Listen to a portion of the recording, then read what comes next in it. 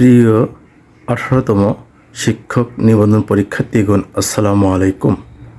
আজকে আমি কয়েকটি কথা নিয়ে হাজির হয়েছি যে আগামী মে মাসে 18তম শিক্ষক নিবন্ধন প্রিলিমিনারি পরীক্ষার রেজাল্ট প্রকাশিত হবে। তাই যারা পাস করবেন, এটি আপনারা জানেন, তারা অবশ্যই এখন থেকে লিখিত পরীক্ষার প্রস্তুতি শুরু করুন। অবশ্যই বিগত সালের প্রশ্নগুলো সংগ্রহ করে আপনার পঠিত পাঠ্যপুস্তক এসএসসি এবং অনার্সের বই থেকে সেই বিগত সালের প্রশ্নগুলো নোট করে আপনার পড়তে হবে। তাহলেই আপনার লিখিত প্রস্তুতি খুব ভালো হবে।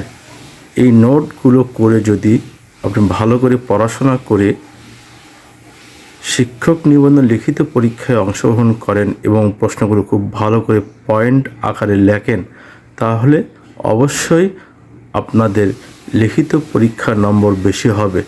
মনে রাখতে হবে, প্রতিটি প্রশ্ন খুব ভালো করে লিখতে হবে। মিনিমাম 8 থেকে 10টি পয়েন্ট আকারে 2 থেকে 3 পৃষ্ঠার মতো লিখতে হবে। তাহলেই আপনারা সহজেই লিখিত পরীক্ষায় ভালো নম্বর পেয়ে মেধাস করে উপরে থাকবেন।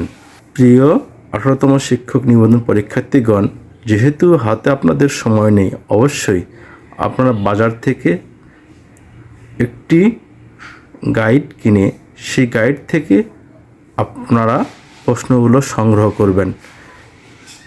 এই বিগত সালের প্রশ্নগুলো থেকে আপনাদের নোট করতে হবে, কিন্তু বাজারের বই থেকে কখনো পড়া যাবে না।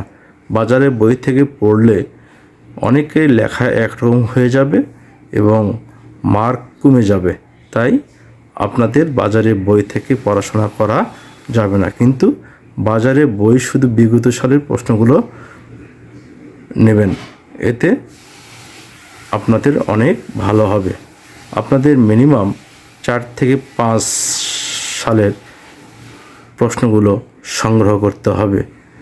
12 থেকে 17 অথবা 13 থেকে 17 এই 5টি সালের প্রশ্ন পড়লেই আপনারা সহজেই 18তম শিক্ষক নিবন্ধন লিখিত পরীক্ষা ভালো করতে পারবেন। কেননা এই বিগত সালের প্রশ্ন থেকেই প্রায় সকল প্রশ্ন চলে আসে। তাই আপনারা আর দেরি না করে খুব ভালো করে পড়াশোনা করুন এবং নিয়মিত অধ্যয়ন করুন এবং মহান আল্লাহকে ডাকুন, তাহলেই আপনাদের পরীক্ষা ভালো হবে। এবং যে সাবজেক্টে পড়াশোনা করেছেন সেই সাবজেক্ট খুব ভালো করে খুঁটিনাটি পড়ুন। কেননা আপনার ভাইবা বোর্ডে আপনার সাবজেক্ট থেকে বেশি বেশি প্রশ্ন করা হয়। যখন আপনার ভাইবা ভালো হবে এবং লিখিত ভালো হবে, তখন আপনি মেধাস করে অনেক উপরে উঠবেন।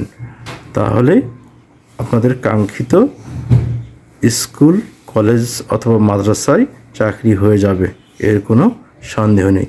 এই বলে আমি সংক্ষিপ্ত শেষ করছি। আল্লাহ হাফেজ।